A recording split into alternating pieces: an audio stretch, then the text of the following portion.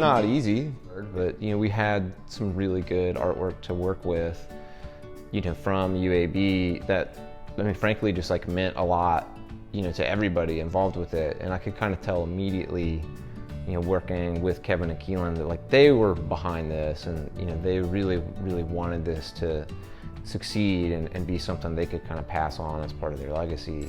And I just thought we could do it. So when UAB reached out about this project, it had been something I had been thinking about in my head like for a while, just to mostly see like kind of what people can actually do if you like really set them up for the win. It's like giving them the right tools, the right paint, all the right conditions, to do it, and put them in a not intimidating environment to kind of see it happen.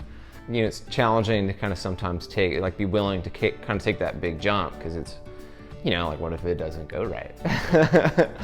If you look at our work, like it's pretty easy to see that like we're very detail oriented, like we're not just like kind of stepping back and being like, okay, like it looks good from 10 feet away. I'm like, okay, like it looks good from a foot away. I'm like, okay, it looks good when my eyeball's right next to it. We're really precise, and something that's complicated, it might be intimidating for some. Like for me, I'm like, ooh, yeah, like this is a lot, like this is fun. This is a lot of work for me.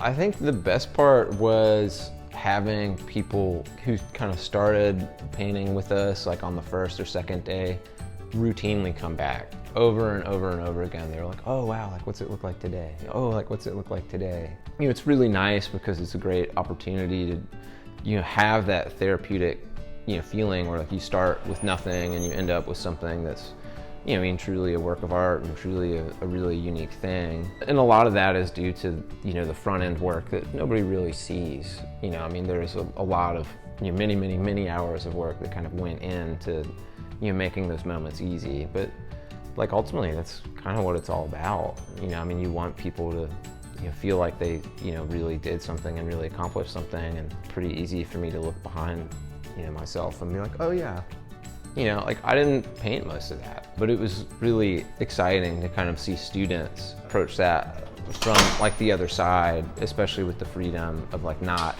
having to feel the pressure of like, oh, this has got to be the most perfect thing I've ever done. It was, I think, freeing for a lot of them to just kind of have that pressure of, pass, fail. I'm not grading you on your painting. Like we're doing this so that you can enjoy it, enjoy the process and be a part of something that's, really, a lot bigger than yourself. And that you'll be able to see and walk by for the rest of, your years at UAB, which is pretty cool.